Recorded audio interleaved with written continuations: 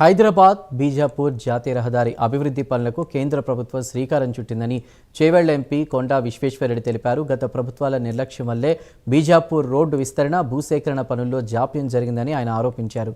Bijapur highway ప్రాజెక్టుపై కొందరు కాంగ్రెస్ ఎమ్మెల్యేలు చేస్తున్న ప్రచారం వాస్తవాలకు విరుద్ధమని ఆయన విమర్శించారు.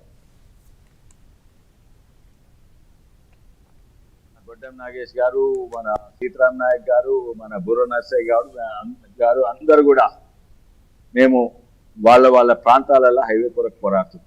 మేము అప్పుడు టీఆర్ఎస్ ఉన్నా కూడా అప్పుడు బీజేపీ ప్రభుత్వం మోడీ గారు మేము అభివృద్ధి కారికి వస్తే మేము పార్టీలు రాష్ట్రాలు చూడము, అభివృద్ధి మొత్తం భారతదేశం కావాలని ఎన్నడూ లేనని హైవేలు ఇచ్చిండు. మొట్టమొదటి విడతలనే 9 హైవేలు ఇచ్చిండు. 1, 2, 3, 4, 9. మనది, మన చేవెళ్ళ హైవే. ఇందులో సంగారెడ్డి నాందేడ్, జగిత్యాల కరీంనగర్ వరంగల్, నిజామాబాద్ జగదాల్పూర్, జడ్చర్ల కల్వకుర్తి, కోదాడ ఖమ్మము, సూర్యాపేట ఖమ్మము, మంచిర్యాల చంద్రాపూర్, లాస్ట్ మనది చేవెళ్ళ హైదరాబాద్ మనగూడ వరకు హైవే శాంక్షన్ అయింది. అయితే 9 అన్నీ అయిపోయినాయి. నిన్న కాదు మొన్న కాదు, ఎప్పుడో అయిపోయినాయి.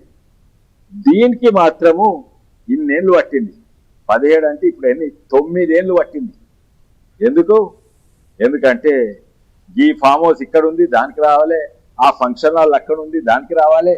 వాళ్ళ ఇక్కడంతా రియల్ ఎస్టేట్ కదా, నా రియల్ ఎస్టేట్ పోదు కానీ నాకు హైవే రావాలి అట్లా అన్నట్టు